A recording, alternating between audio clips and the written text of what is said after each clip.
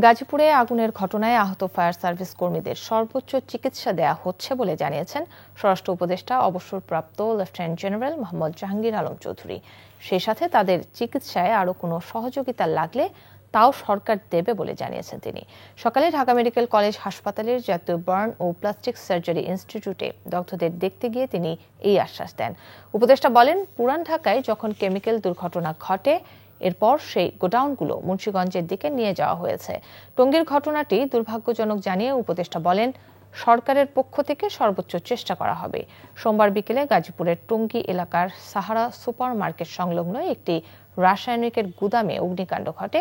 আগুন নিয়ন্ত্রণ করতে গিয়ে ফায়ার সার্ভিসের অন্তত 5 কর্মী দগ্ধ হন। এদের মধ্যে আলামিন হোসেন বাবু নামে একজনের অবস্থা আশঙ্কাজনক।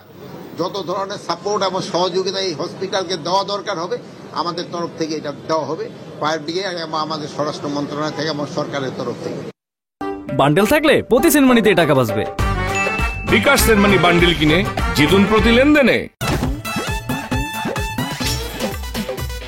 এতদিন শুনছি চান্দে অমাবস্যা লাগে, আজকে দেখলাম সূর্যে অমাবস্যা লাগে।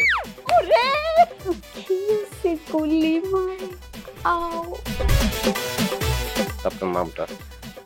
আমার নাম লাবণ্য। এটা ধরেন। এইটা কি? চলে মানে আংটি। ভয় পেলে নাকি সিরিয়াস? দুটা খেজুর কাটা নিয়ে চক্ষু দুইটা উঠানো হইলে আমারে দান করে দিন। কারো পৌষ মাস আর কারো সর্বনাশ।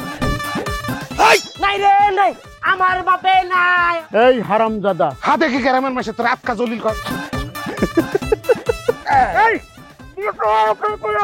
আমার ঘরে তিনটা বউ এতিম হয়ে যেতাম। বস্তালা আবার ঢুকা। এই